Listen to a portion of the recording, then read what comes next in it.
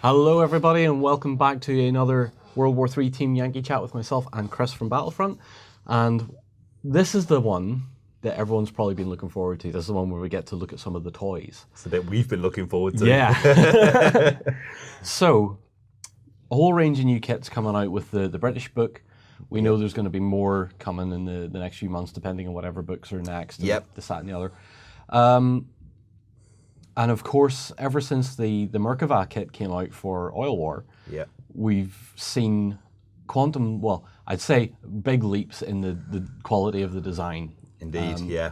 Because as I think I mentioned before, that I thought the T-72 kits when they first came out were a little bit fidgety. The M1 kits, a little bit fidgety, but as things went on and the Iron Maiden book came out, things started to get into stride, I think. And Absolutely. I think now you definitely have, with this range, have definitely hit your stride. I think this is the level of detail, the level of quality that people are now going to expect from you guys, so don't mess it up. Excellent, I'll pass that on. Don't pass it on too bad. They might come back at me and say, John says, make your tanks better. So, obviously with the British book being the first big release for the new version, we have a range of kits coming out for them, and of course the main one is the Challenger. Absolutely, That's probably going to be one of your biggest sellers from this release. I can definitely see that. I mean, it's the star of the cover, of Absolutely. course. And it's probably one of the most well-known tanks from the late 80s coming into the 90s that a lot of people are aware of. So yeah, I definitely think this is going to be a big seller. I'm certainly going to be picking up a few.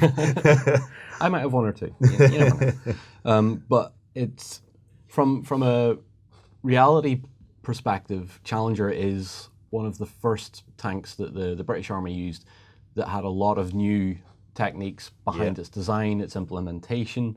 And if you want to check out the Tank Museum YouTube channel, the Bovington Museum, they've done a lot of very good videos on Challenger 1 and Challenger 2 and talked about their development and how that went for them. And yeah, let's stick one under camera, shall we? Let's get one under, yeah. Let's get the standard one under first. Indeed, yeah. So this is the Challenger here. That's the unarmored armored version. So it's the standard. It's the standard. It's the factory standard. This is the factory standard. So what you're looking at is basically it's a whole new kit. We've designed this from the ground up. Yep. It does look very similar, I think, to the Chieftain with these side skirts. Yep. It's obviously a very British trademark there with it. But as a kit, it's detailed. I mean, you've got all the back sort of piece here that's really, really detailed, that just with a small bit of dry brushing, as you can see, is ready to go there. Yep. On the back, you've obviously got quite a bit of detailing and all the tracks as ever that were pretty good and I hope well known for now with all our tracks and things. Like most of our kits, you've got the option of having the turret peg, or you can use obviously magnets to put your tanks together. We've gone for the turret peg just to security more than anything, with everyone running around with them looking and getting excited. Yep. So it's just a really beautiful kit, and when you put it together, it's just as simple to put together as some of the smaller kits, just, even though how big it is. Yeah. It's just a few pieces here, there, and you're putting it together. They've managed to, as we said before, get the Romor. So when Tim Adcock designed this, he put the Romor armour as an option on there. And the Romor, although it wasn't introduced till a little bit later, as you can see from the front here, and the sides here and the front, you've got the extra armour. Although it wasn't introduced until a little bit later on, after kind of where Team Yankee is, we've got it as an option because of those people, as we said, who want to do, things like Gulf War, sort of style armies or conflicts or scenarios and things like that. And again, just as a kit, it's just a really nice kit. You've got all the detailing, you can see all the rivets and things like that on there. And I say this is only just a very quick little sort of job that we put together, paint job, just to make sure it could come over to you, because these were literally dropped into the office, I think on the Monday. I came here on the Tuesday, so it was a quick once-over job on them. And again, though, it just shows just by doing a little bit of dry brush, a little bit of wash on them, they're tabletop ready to go. Yeah, absolutely. And it's nice to see that the designers at Battlefront are putting so much effort into these, because clearly you could make something that looks like a Challenger, but to people whose eyes are a little bit more trained, I guess, or a bit more aware, they could look a bit closer and go, this isn't right, this isn't right, this is missing, or something like that. But Now, I haven't been around Challengers much. I've went to the one at Bovington and had a poke around it, but not much of a look. But I mean, I know from my eyes view that that's a Challenger one. I understand that that's the extra armor on there. Yeah. I know that the Commander's Cupola looks right to me. The venting on the engine deck's correct. And all the details you expect to be there is there, especially at 15 mil. That's the more interesting point. To make sure that if it's there at 15 mil, you know you've done your job. That's it. And when you pick it up, and obviously under the cameras, it's never quite true what it looks like. But when you pick it up and put it in your hands, I'm amazed by the detailing that the designers have managed to get on there. Yeah. And every time I snuck down to the design office back in Nottingham, Tim had like 4 or 5 books open on his desk, and he was always on the PC, and he was just constantly searching the different angles and what is this right? Is this right? And he's getting all the angles on photos and everything possible. He's got the technical specs. I'm pretty sure he's got some top secret stuff that's not even allowed to be, sort of sent out still. But he's got all that access to that, and has put a lot of time and effort into the detailing on them, where everything is and should be in the right place as it should. And it really shows as well, which is the best part. So Challenger 1 is obviously going to be the big thing. Yeah. But obviously you need, with a new tank, you need a new personnel carrier. Or absolutely. In this case, it now becomes an infantry fighting vehicle, if I'm right. And so it's an AFV just because it's got the gun on top. Yeah. So here we're looking at the Warrior. Now, we've only got one of these. This is actually a test piece. This is quite brittle. So if I do break this on camera, please don't record it because I'll end up getting tough. But this is the up-armoured version. So as you can see, it's got the side panels, again, very similar to the Romor. Yep. It's also got the front extra armour on there as well. But the biggest difference between this and the FV432 is obviously the gun on top and the turret. So this is a 30mm Radan gun. And what it basically does is, within game terms and sort of real life, when the troops jump out the back, that lays down the covering fire. That allows them to essentially come out the back, flank around the vehicle, and take the objective and close with the enemy. And I love Warriors because when I've played in Warriors and things like that, the electric door at the back, 'cause it's a steel bulletproof door, literally is an electric door that opens out, and you can just see.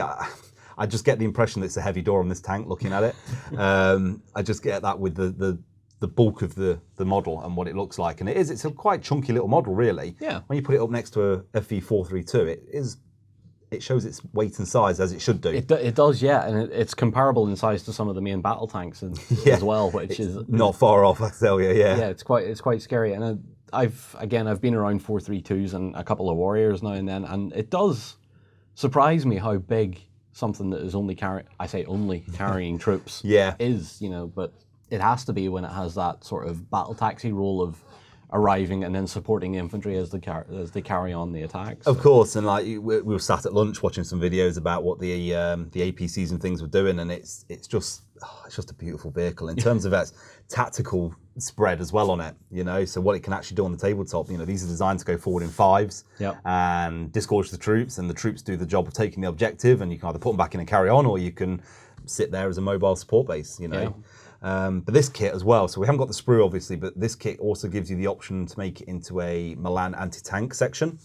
Or you can have it, instead of the battlefield taxi, so to speak, for a mechanised platoon, you can actually have it as Milan teams sat inside that come out with their anti-tank and take out the enemy in a bit of a gaming sense. But same with the Challenger for the modelling aspect, for anybody who just wants to paint these. The detail on them is absolutely spot on. You've got everything from road wheels to suspension built underneath. All the front glacial plate and everything, the cupolas, they're all there and in scale, and it just looks really nice. And it's definitely, again, something I've got to pick up. When I do my army, I've got to take all this new kit. It's too nice not to. Do you think then, from my perspective, which is more, I'm not so much a wargamer, but I'm definitely an aesthetic wargamer. Like I like collecting and I like painting because my other hobby is scale modeling. Do you think your designers in Battlefront are starting to look more towards that scale modeling aspect with some of their work? I think that's probably a happy byproduct. I think it's actually their passion to make sure that everything looks good and the details in it. When you looked at the Israeli Merkava tanks that we did with all the ball and chain at the back of the turret and things, which was excellent. Is excellent. It still is. It's, I think that's actually more their passion showing through. But the happy byproduct is that a modeler can pick it up and go, I'd like to paint this at whatever scale. It's 15mm, of course. Yeah. But I can paint this at whatever scale, and it looks nice. You can do all your weathering and aging techniques. And I would like to see some of these in, you know, little dioramas and things. To be fair, they're quite nice. I mean, don't tempt me. No, I'd like to. Absolutely. I mean, we were just talking again over lunch, and it was a very long lunch, by the way. It was. Yeah. Where we were talking about setting up some abbots in like a diorama, and again, that detailing on there, you know, would just be brilliant just to be able to get. And I showed you that video as well. I'm going to ask my editor if they can splice in some of that video. I'm gonna send them the link. Yeah, it was an old training video with a chieftain troop and a mechanized infantry troop on the attack and the defensive and stuff. And I watch this stuff because it's fascinating to see them being used as what they were supposed to be, and in the conditions they were supposed to be in. You know, with all that foliage hanging off the 432s. Yeah. And the abbots, like as I was saying, how they were camouflaged in against a set of trees, you know, against a tree line with their netting out to disrupt. So all you can see is the turret. Yeah. Yeah, it looked really cool. Kind of an inspirational piece. So gets you in the mood for it. It does. Gets you in the mood for gaming. It really does, especially when you hear that silly British voice going, "When the troop is on attack." Yes, the very sing-songy, plum in cheek type thing. Yes. Yeah. So there's three other kits basically coming out for the British book in particular. I want to look at the Fox first. Absolutely, yeah. Because the Fox, from someone who's been experiencing private military collections, every time I talk to someone that owns a Fox, they hate it. Oh, right, okay. Absolutely. They hate it. They're like, it's so top heavy. It rolls so easily. Yeah. Every time I turn the corner, I'm scared it's going to flip over. But it's an interesting deal because it's armed the same as a warrior. So it has the same punch in the game as a warrior, which is very interesting. And it's a small vehicle. It's recce. It's bound to have like some special rules that work with that. I didn't really look at the rules, but it has got. So in terms of rules, I mean, the warrior has a sneak and peek, which means it can move without choosing not to shoot. It gives its various options within the game. That's one of the British special rules. Same with the Fox. So yeah, if we have a quick look under the close cam, he's so tiny. He is very tiny. Look at my monster hands compared, but it's still got the 30mm Radan gun. Yep. But it's on an armored car. I mean, it's it's 4-wheel drive. I'm sure. I don't know the exact specs, but you've got in there the gunner, the commander, and the driver, and I believe in these especially the commander acted as the loader. Yeah. So hence why some of the special rules for it were kind of around that. But you're just looking at a really nice little kit. Again, I've actually got the sprue for this one. Yeah, go for it. Check that out. The sprue for this one is, as you can see, not many pieces. No. So you've got your top and bottom turret there. You've got your main engine deck and front, the two sides, the main body, the back, the gun, and that's about it really. And then obviously you've got the front here, just ready to go there for where the goes on the back. I think that does, if I remember rightly. Maybe, yeah. We'll figure it out. I wish I could say that I put these together, but I wasn't allowed that honour.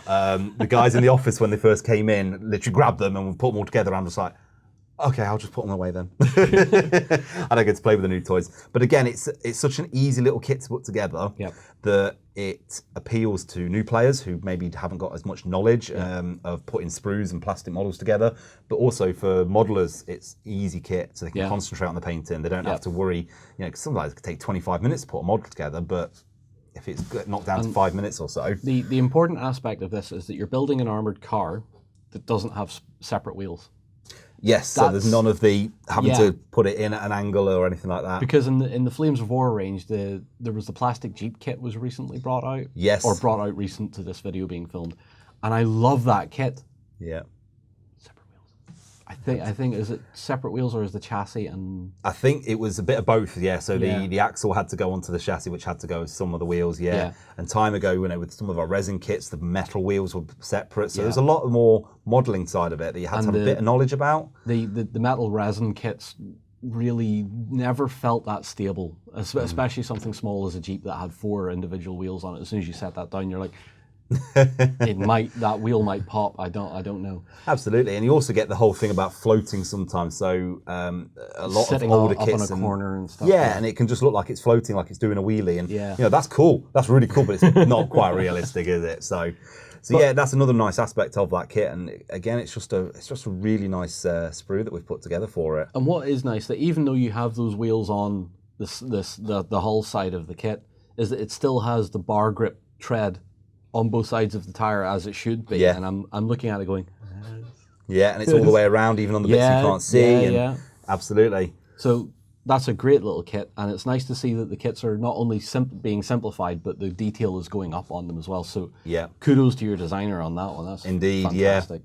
Will we look at the other one that we have the sprue for then? Will we look at the indeed. M109? So this is actually the first of the NATO support kits. This is an M109. First time we've done this in plastic. Yep.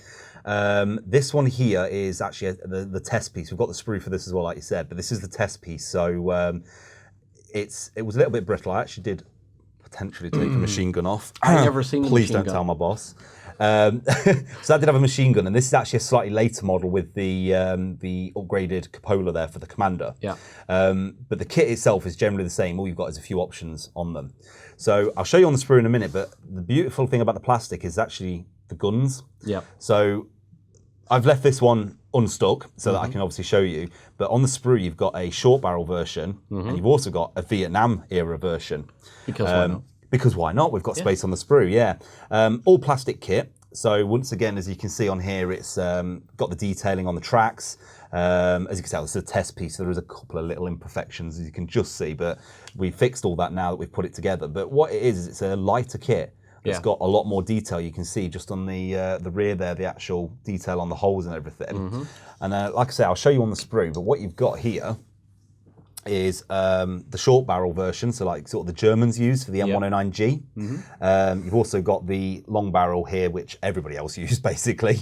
And then on the opposite side, you've also got the Vietnam version. So this is just kind of a short version that fires slightly different rounds. I think it was like a M108 or something, I think it was called. But again, because it's a plastic sprue, so it's got a bit of space on there, we've popped that on. We've also got the jerry cans as well, that why not, if there's space, but on here as well, you've also got the 50 caliber machine gun for the American version, plus the GPMG that would have been used for, say, the British version. Because it's kind of a multi-nation. Yeah, I was going to say multi-nation because it's like an American. But what you tend to find is that you've got all the options on there for all of them. So you can use this for British, you can use it for NATO, whether that's Dutch or French or anybody that was using them British, and it's just the one kit. And it's just a lot cheaper to produce, which means ultimately for the customer it's a lot cheaper as well. Because your box set of metal and resin doesn't cost anywhere near as much as the plastic, but we can fit more on it. And it just makes it better for everybody, really. So that's the first time that's come out, and the detailing on that again is just absolutely spot on, because you can just see the lines, you can get the rivets, and I'm just looking at it now, just like lovely. It's lovely. And like the tanks, it's got the option of a turret peg, or you've also got the room in there to put in the magnet as well. I'm sure some modelers would even put magnets at the base of the barrel. Most and likely. you can have the different options for that as well. Because the only difference is obviously the actual bottom as it goes in, but it's just a really nice kit, and even looking at it from a side sort of profile, it's a long gun. It's a big gun. I'm sure there's going to be people asking me if there's going to be the Panzer Haubitze 1000 coming out, but who knows? I can't remember if that. I don't know when it was built. And other people have asked me, is there an AS90 coming out? And I was like, well, I've looked through this book and it's not there. So Not yet. No. AS90 is a nice model, a nice machine too. So absolutely. Wouldn't mind seeing that. So there we go. That's the first part of the artillery. Now the other part of the artillery is this beast here. So this is the MLRS, the M270 actually. This one. Which I believe was a joint nation product. Now I'm going to be really careful with this one, because this one is a test model, and I've already damaged it slightly, but again, don't tell the boss. So what this is basically a rocket launcher on tracks that does what it's designed to do by firing a whole barrage of rockets out as fast as possible, and then as per doctrine would then relocate to a new position. So counter battery fire won't get anywhere near it. Again, used by various nations, so the French, the West Germans, the British, the Americans. So it's a initial release for the British, but it can be used by many people. And again, the detailing, even on the inside and underneath the actual rocket there, it's just spot on. It just looks so nice, and it's the first time we've done this kit. This is a whole new kit. I've not introduced this before. And it's, from the reality perspective, it's taken that World War II Katyusha idea and the Nebelwerfer idea, just to A whole extreme, really. a level where it's like, if the Katyusha could take out a square kilometer, this thing can take out 4. You know, Absolutely. A battery of these will sort you out for a good while. So. That's what I was saying to you earlier. They called it God's thumb based on the fact that you put your thumb on the map grid reference. I want rid of that. And then it just doesn't exist anymore. Yeah. Yep. And, you know, a battery of 4 or 5 of these firing could easily destroy a square kilometer on a map. You know, they only kind of went for 4-figure grid references, because if they went any smaller, then, well, the surrounding area would have been taken out as well. Fire as well. Yeah, whereas most artillery goes to an 8-figure grid reference because they need it nice and accurate. This thing it's just an area saturation. So we've included it in the game. In terms of game terms, it fires salvo templates just because of what it is. Yep. So that's the nice big square templates, and it just takes out anything that's underneath it. Yeah. Each one actually does count as 2 units firing. So normal artillery is 1 tank is 1 unit. Yep. This counts as 2 because of that area saturation. And it also gets the added bonus of seeding minefields with little minelets. So once per game turn, you can actually create a minefield with this thing. Creates whole new tactical challenges for yourself and the enemy. Yeah. Don't wander into your own minefield, or don't drop artillery. Don't drop mines on yourself. Imagine short drop, And with the changes to the artillery rules, this is why these are now absolutely key. Because it's easier to hit, it's easier to fire, it's easier to counter battery fire as well. Yep. But the actual artillery rules are built for these things, you know, and that's why I'm really excited to get some of these in of support for my US Marine Team Yankee Army as well as my Brits. Yeah, and it's everything you talk about with the particular rules for them as well. It brings that modern warfare lethality to the gaming table as well. Yeah. Because that's what you don't get with Flames of War and Great War. You get different flavor of warfare, but you get what a lot of people would consider as a standard war with Flames. Indeed. So you get that World War II feel, that mass infantry option, that mass tank option, this, that, and the other. Yeah. With Americans, obviously artillery is very good with them. But then you come to modern warfare, and it's like, as much as we like to play top trumps with what the best tank is, what the best this, that, and the other is, if you pitch all this stuff together in a modern battlefield, it's really down to who hits who first. Yes, of course. I mean, you know, thankfully, Challengers never had to go against an M1 Abrams, but I don't know who would. I don't honestly know, if I'm honest, because it would be interesting to see, because it doesn't matter how good the tank is, because you know that a Sabo from a Challenger will go through an Abrams, but an Abrams Sabo will go through a Challenger, and it really is down to how good your crew is, how quick they are at target acquisition, and how quick they can fire. Yeah, it's just laying down that fire as quick as possible. Yeah, indeed. Yeah. Now that changes slightly when you look at the Soviet stuff at the time. So you look at T-55s. Well, T-55s, even at this point in the early, mid to late 80s, they have seen their day. They're a third-rate tank that isn't really a frontliner anymore. Yeah. Yet they were expected to do frontline duty if World War III had kicked off. Absolutely.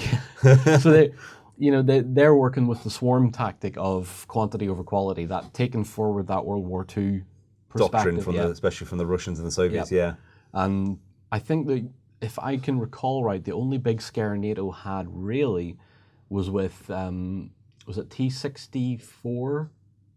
T-64, when it came out, they started to get a bit concerned. And then T-72 came out and they went, no, now we are concerned, because I think some of the first reports they had of it was a piece of film watching it fire on the move. And they were like, now the Russians have a stabilized tank gun.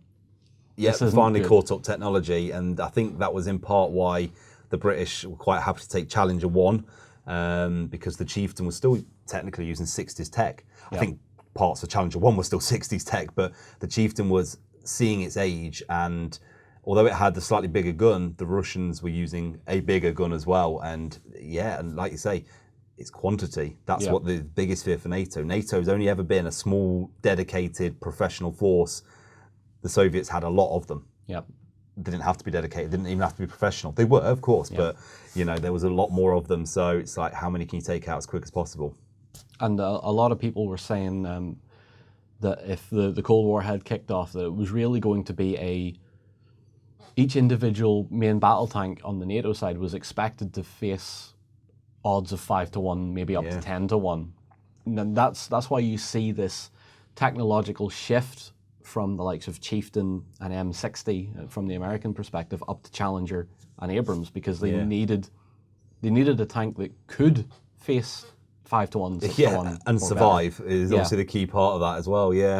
Because the later reports from the Gulf War, I think, if I recall right, that a Challenger 1 received a frontal turret hit from a T-55. At one point, I think the range was only 600 meters, right, and it bounced off. It didn't get through the Chobham armor. Yeah. And they went, right, okay, now we know that actually works.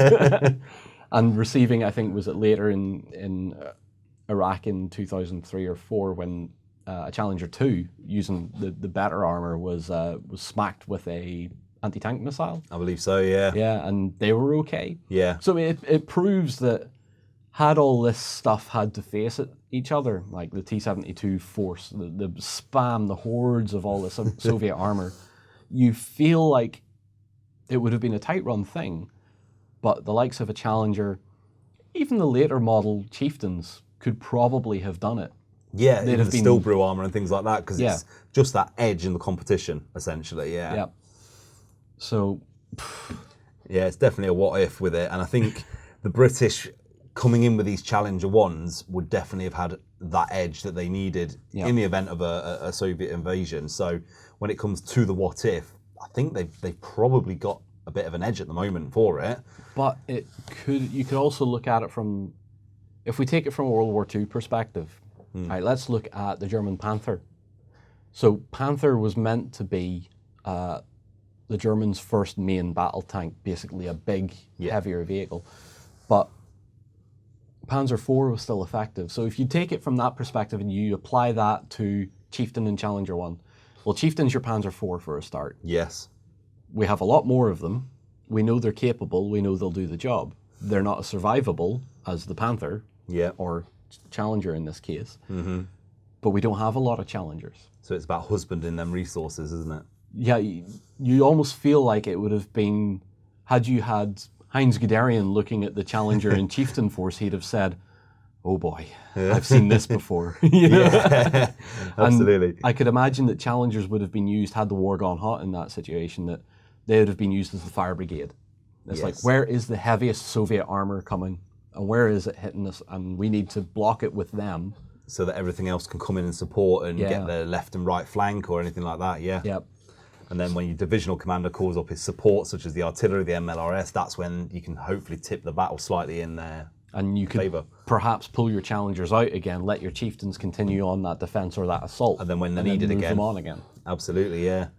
Oh, it's very, it's very interesting, and it would have been terrifying had it happened. Mm-hmm. Absolutely terrifying, because it's only 1 or 2 steps removed from going, hey, that big red button's looking very impressive right now. Absolutely, yeah. And I think that there was one of the NATO large exercises towards the end of the 80s. The Russians did think they were being invaded because it was that almost realistic that they put their sort of security rating and their defense rating up. Then NATO went, why have they just done that? So then they put their DEFCON up, and then that went up to almost top level while NATO were doing these war games, and the Russians actually put more tanks on the front line. Yeah. So then NATO went, this is about to kick off. They're taking advantage of, and it's that paranoia almost, that fear. Yeah. And should the Russians, like in Team Yankee, within the background of World War III, have actually pushed through, then the question becomes, how long can you hold them off until people arrive? Because the British Army of the Rhine was big. Yeah.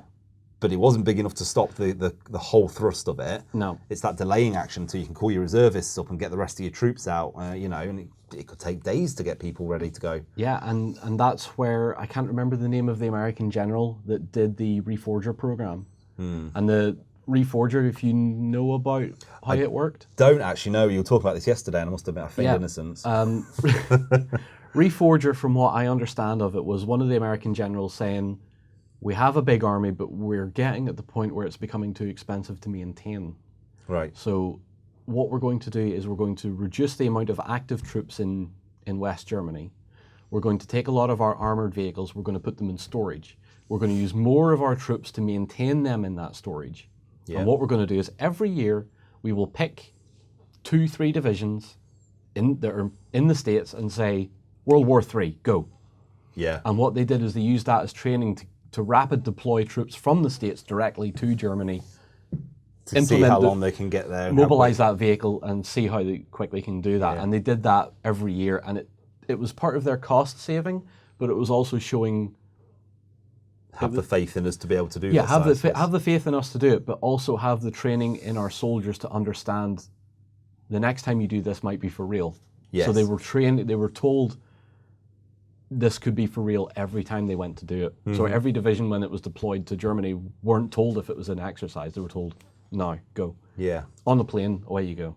Yeah, absolutely. And it's very something, if you're looking at very modern, so like the British Army using Army 2020 at the moment, which is kind of expiring this year, I guess, but within that idea of rapid reaction forces set up around the world, but mainly within the UK. So if anything happens, they very quickly get the kit together and they're off to the hot zone. And that could be anywhere from the Middle East to Asia. It could be Western Europe if anything happens there.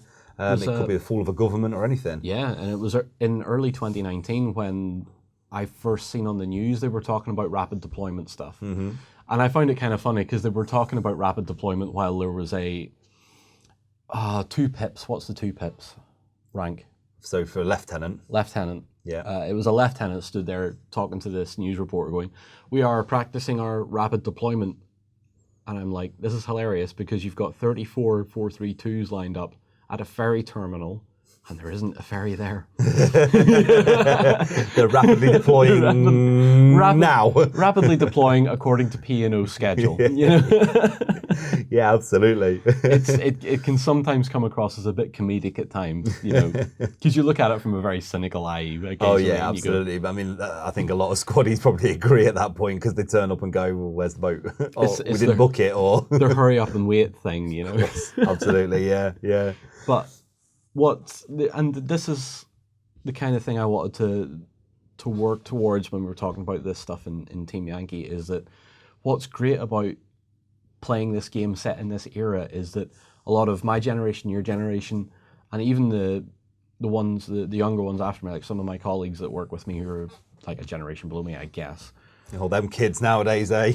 Damn Can you kids. feel old? a lot of us and a lot of our elders, like not necessarily our dads, but you know, a lot of us seen this on TV. A lot of us seen this unfolding. A lot of our European site members will probably remember some of the Reforger operations through Holland and Germany and Austria, and like, they will remember seeing Abrams trundling along as a child, going, wonder what that's all about. Absolutely. Now they get to war game it in 15 mil. You know, they can get the model and stuff. Yeah. Because I mean, I know as at my age, you know, I'm pushing 33 now.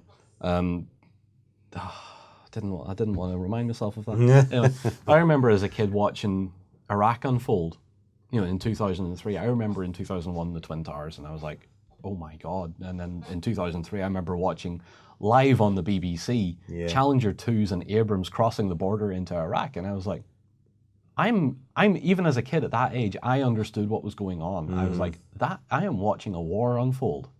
Live. It was live, yeah. Yeah. And I think that's something that you miss when you're playing in World War II.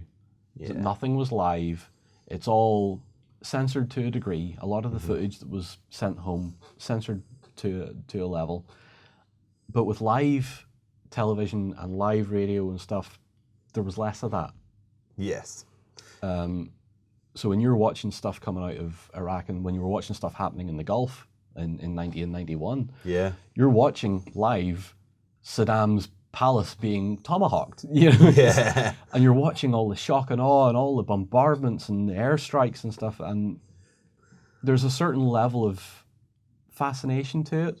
I know fascination isn't the most appropriate No, but term. it's almost a morbid fascination, but it's also something you look at and go, that's I mean, it depends that's where you're from, but that's cool, or that's interesting, or you're watching it and like you say, it's how close to reality is it? Well, actually, it's fairly close, you know, and you've got all these lovely new kits that, I mean, Warriors are still being used by the British Army today.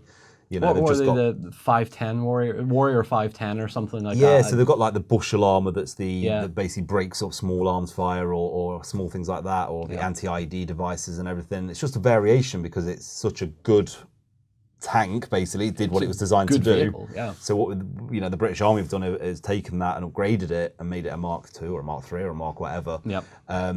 And then not really lost the aspect of what it's designed for. They still use them on batters. They still use them all over the world, really. There's still 432s kicking around. Yeah, absolutely. I think there's a lot of infantry regiments that even if they're not using 432 as their personnel carrier, they're using it as their command vehicle. Yes, yeah. In a lot of cases. So yeah, it's just interesting that, to me, this isn't too close to reality. This isn't too close to what people wouldn't feel comfortable gaming in, which is it's not that ultra modern. Yeah. That's yeah. This is still taking war from that World War II-esque perspective, that big mass battle stuff that people like and people enjoy, and it's putting it in with that modern what-if feel. Yeah, the twist on it, isn't it? Yeah. Absolutely. Very interesting stuff. Indeed. The only other thing we have, which isn't really a new kit in front of me, is the M1A1. Yes. Just to bring us back on topic a little bit, because the Abrams finally has the gun it should have had all along. You can chuck that under. Absolutely. So this is your expertly painted one, I believe, hardly. From one of your recent vlogs, wasn't it? Yeah. Well, this is coming up in a painting tutorial. At the time of filming this video, the painting tutorial isn't out yet, so it's probably on the way. I did see a sneak peek, though. It's very nice. So M1A1 basically takes the normal kit, because you have the A1 variant on the Sprue. Yeah. So a lot of American players in Team Yankee will be familiar with this kit anyway, and I imagine a lot of them built it as an A1 regardless of what the rules were. Yes. So they just wanted to show that off.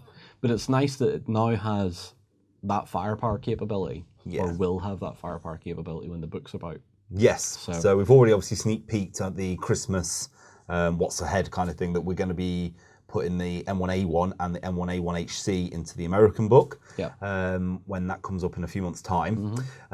So in terms of sort of a future proofing, I guess, is kind of the concept of a kit. We had everything on there to make the M1A1. And we were feverishly looking through different pictures of what the M1s, the differences between them. And there's not an awful lot. I mean, the HC only had the extra generator on the back. The A1 had the different blowout panels, and obviously the gun is the major part that people recognise, because it's got sort of the bulge in the front, the kind of the muffler almost. There's two names for it. If you're British, it's a fume extractor. Yes. If you're American, it's a bore evacuator. Bore evacuator is what, I know it as, because it's an American tank, of course. American. So obviously that's the biggest difference on the two kits, but obviously in game terms, 120mm is a lot better than 105. In real life, 120mm is better than 105. You know, you're gonna play. People that have played either against or with Leopard 2s will understand what that firepower difference is. Yes, because it is a very capable gun over the 105. Yes, it is. And brings it up. Basically, it brings it up to the same level of firepower you expect from West Germany and from the British, because they had the 120 already with Chieftains. So. Yes, and it just very quickly became that NATO standard, like a 5.56mm round.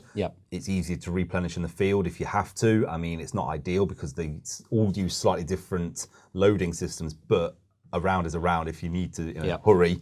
You know, they had options to do that, as we spoke about. But that standard also then became better for different crews maybe using different tanks at different ranges or competitions and things.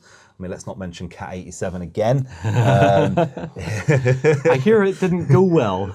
No, it didn't. No, not at all. So but it's one of those where thankfully we don't have to ever put these tanks against each other, like we said. No. You know. But where was I going with this? The red-headed child in the room is still the British when it comes to gunnery, because Challenger 1 and still today Challenger 2 uses 3-part ammunition. Yes. Whereas everybody else, which, you know, draw a list of the top 10 countries in the world, they're running the Rheinmetall 120 in some form.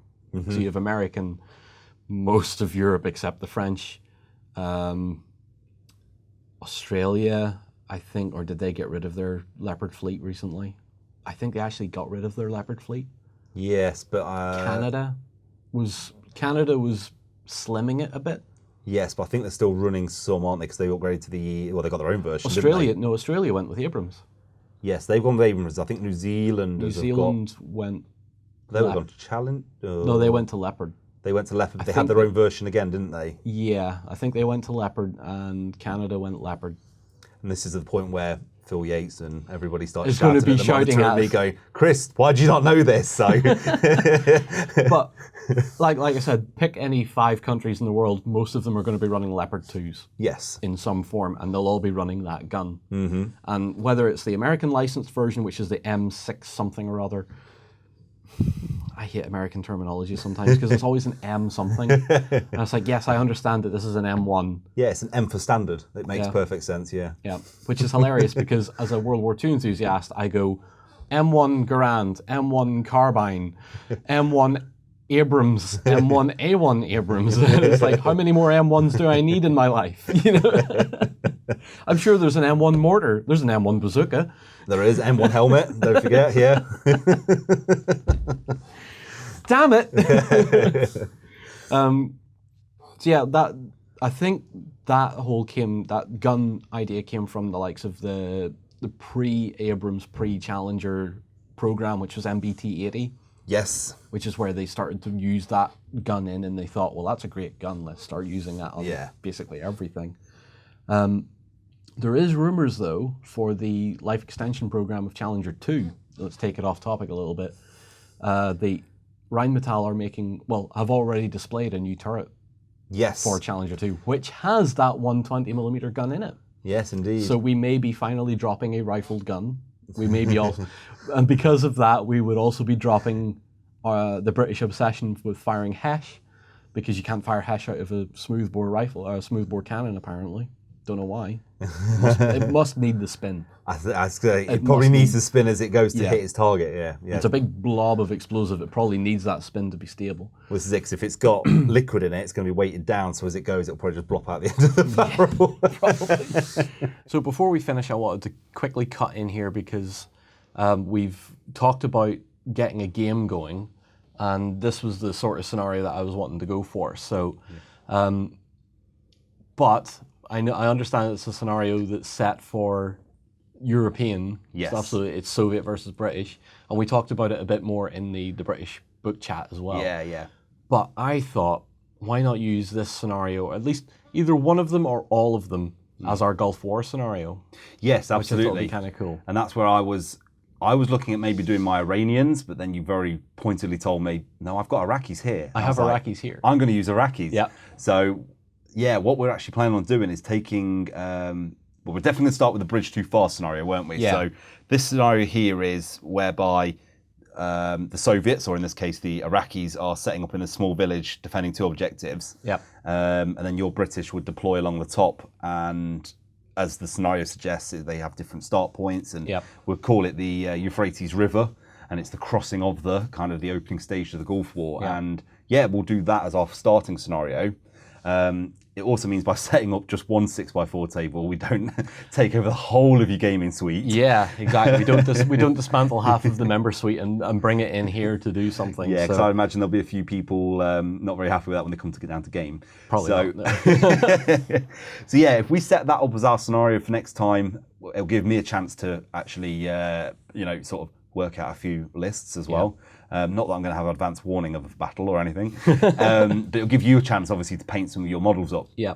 Which is the important thing, to get them all based up in their olive drab that's not olive drab because it's got sand colours. Yeah, exactly. So that's the thinking, and if we can make that a reality, I think for the next time you're back with us and filming a few other things, I think it'd be kind of fun to do that. And hopefully, if I can get the green light from everyone else in here, I would like to kick off a vlog actually getting the Gulf War stuff put together. Yeah. And, get more in depth with the model kits when they actually get into my hands properly unbuilt and all that. So I keep eyeing them up, and I'm like, that's what I said. I'm going to have to inventory them in. Yeah, you're not going to miss these. Anyway, it's been a great pleasure to talk about all the kits and stuff, and all the weird reality and stuff that we brought into it as well. And I think it's good to do that, to have a little bit of a mix of, this is a real machine and this is what it's like in real life. Absolutely, and then take it from the what if could have happened and the what coulda, woulda, coulda, shoulda could have happened. Absolutely, yeah. So my main takeaway from this is, please go back to your designer and say I approve of everything he's done. It's got the John Tick of approval. Tick of approval. the as Warren calls me, thank God, tick of approval. So that's fine. I'm very happy with that. And apart from that, I'm looking forward to getting my hands on the kits and getting, particularly the British Starter Force, and getting to play with that. So, guys, as always, thank you so much for watching. Please put your comments down below and let us know what you think of all the fantastic new stuff that Battlefront's bringing out, and I'm looking forward to more in the future very soon. So, until then, thanks for watching, and see you again soon. Go ahead and check out our other content on screen now. And while you're at it, why not hit subscribe and remember to ding our dong. Go on, you know you want to click it. Go on.